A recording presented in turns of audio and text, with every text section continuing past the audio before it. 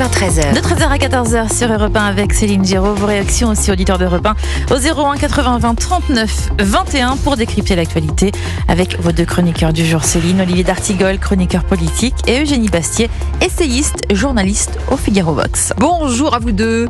Je vous sens plus Bonjour. affûté que jamais là. Tout à fait, en pleine forme. On repart pour une semaine. Alors je ne sais pas si elle sera aussi rock'n'roll que la semaine dernière. En attendant, On le souhaite. voilà, cette campagne sera. Je crois que c'est inégalable quand même. Ouais, ce sera une campagne très courte, ça c'est une certitude. 577 circonscriptions ont donc leurs candidats.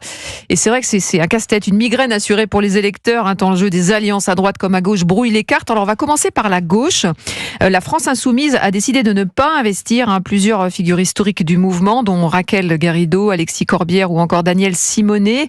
On a la sensation, Olivier, c'est même une certitude qu'LFI manœuvre pour imposer ses choix. Là, le casting est assez particulier quand même, et il fait polémique. Il ne s'agit pas de contester la ligne du chef, du leader Maximo. Et Pour vous, c'est leader Maximo. Mais non, mais dans la culture Oui. un peu politique et de gauche et des insoumis, le débat en interne, depuis la création d'ailleurs de la France Insoumise, n'est pas la caractéristique la plus développée. Donc il est vrai que ces députés, au cours des 2 dernières années, un peu avant même, ont traité de sujets dissonants par rapport à la ligne des insoumis, et ils sont donc sanctionnés par cette décision du noyau dirigeant autour de Jean-Luc Mélenchon. Parce qu'il y a eu ce qui bras de s'est fer qui a duré 4 jours, Mais on a attends, trouvé un oui, bien sûr. accord, on s'est dit il y a quand même des quelque garanties, chose. il y a des concessions, Oui, et à bien sûr. l'arrivée, finalement, c'est toujours lui qui décide. Oui, avec quelque chose qui sera intéressant. Je vois par exemple la circonscription de Montreuil, celle d'Alexis Corbière, où c'est un député assez impliqué, assez présent. Il faudra voir ce que les électeurs décident. C'est-à-dire que dans ces cas-là, bien évidemment, on a le sentiment que le député est cramoisi, Oui. est fini par la décision du haut. Mais après, il reste une élection, 15 jours de campagne, et bien malin qui peut donner le résultat, par exemple, sur Montreuil, entre le candidat aujourd'hui non investi Corbière, mais député sortant, et la candidate qui a été nommée. Il faut voir. C'est pas réglé. Attention, parce que vous avez dit, il y a une bataille de personnel en fait entre ces députés-là et Jean-Luc Mélenchon, une querelle personnelle qui se sont opposés. Mais il y a aussi une querelle de ligne qu'il ne faut pas sous-estimer, c'est-à-dire que Raquel Garrido et Alexis Corbière notamment ont été, j'allais dire plus modérés, c'est un peu difficile de dire, en tout cas moins radicaux et moins ouvertement anti-sionistes que l'ont été Jean-Luc Mélenchon et ses candidats. D'ailleurs, il a investi en face à eux des candidats qui sont, disons-le, à la limite de l'antisémitisme. Par exemple, Ali Duara, effectivement, qui qualifie, il y a un mois, qualifié Raphaël Glucksmann de candidat sioniste. Je ne sais pas si vous imaginez, sachant que Raphaël Glucksmann a toujours eu une position plutôt modérée sur le conflit israélo-palestinien, puisqu'il est pour la solution à 2 États. Il critique énormément Netanyahou.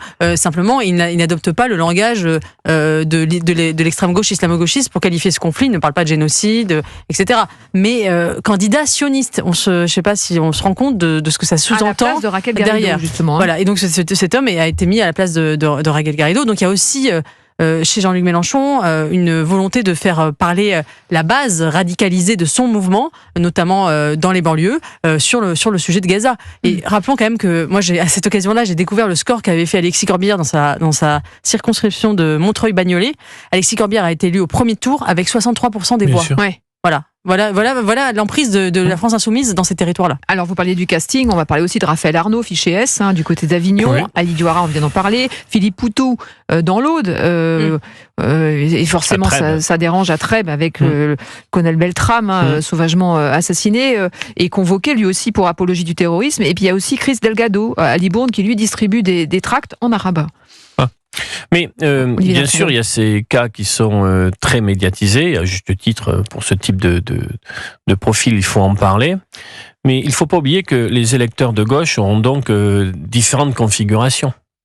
Je vois, moi, dans la première circonscription de Pau, il y a un candidat officiel de LFI, un très jeune, et puis le maire de la seconde ville de l'agglo de Pau, qui avait loupé la députation de 60 voix le dernier coup, qui lui n'est pas investi, mais se présente quand même. Donc il y a une primaire à gauche dès ce premier tour.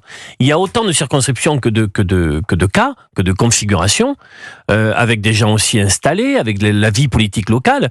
Et concernant certains profils d'insoumis, ça sera très intéressant de voir. Mais il y a une fragilité si véritablement quand même qui est palpable. La dynamique unitaire Front Populaire emporte tout sur son passage, quels que soient les profils. Ou alors, si l'électeur de gauche fera preuve, j'ai envie de dire, de stratégie et d'un retour à certaines valeurs pour certains en disant, ben là, ce candidat, quand bien même il est investi Front Populaire, son profil, je ne peux pas y aller. Alors, Alexis Corbière, on verra ça. Oui, en attendant, il y a quand même une fragilité qui s'installe. Alexis Corbière ou Raquel Garrido ont parlé de purge, les concernant. Et il y a quand même d'autres personnes comme Clémentine Autain ou François Ruffin qui eux, ont dénoncé cette purge en quelque sorte en parlant de bêtises, de sectarisme, et pourtant eux-mêmes sont investis. C'est vrai à l'issue d'une semaine, on se dit que à droite c'est le putsch et à gauche c'est la purge. Chacun sa méthode. La semaine dernière donnait l'image effectivement d'une droite complètement éparpillée, façon puzzle, avec des divisions qui éclataient au grand jour, une dramatisation. Et là, effectivement, on arrive à l'autre côté, face à une gauche qui était unie, qui posait sur la photo. Là, on voit effectivement que les divisions internes ressurgissent et c'est logique parce qu'en fait, la gauche est extrêmement divisée. Elle n'a peut-être jamais été autant divisée qu'aujourd'hui.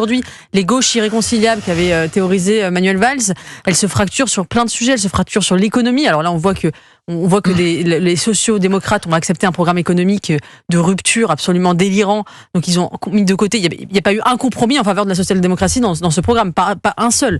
C'est absolument délirant. Oui. Sur l'Europe, sur la laïcité et sur le 7 octobre, sur la manière de qualifier le 7 octobre. Attention quand même, parce que dans le scénario présidentiel de dissolution de dimanche soir dernier, il y avait le calcul que la gauche ne pouvait en aucun cas, notamment après les européennes telles qu'elles se sont déroulées à gauche, se rassembler en aussi peu de temps. C'était le pari d'Emmanuel Macron. Or, il y a quand même sur le papier donc un rassemblement de Poutou à François Hollande. Nous venons d'évoquer en les listant les circonscriptions où bien évidemment il va y avoir des problèmes de casting, mais l'écrasante la situation qui s'impose, c'est quand même un accord à gauche que personne n'avait vu venir. Alors, on va en parler dans quelques instants, Eugénie Bastier, Olivier d'Artigol, justement de cette candidature qu'on n'avait pas vu venir, celle de François Hollande sous la bannière du Front Populaire en Corrèze. À tout de suite sur Europe 1.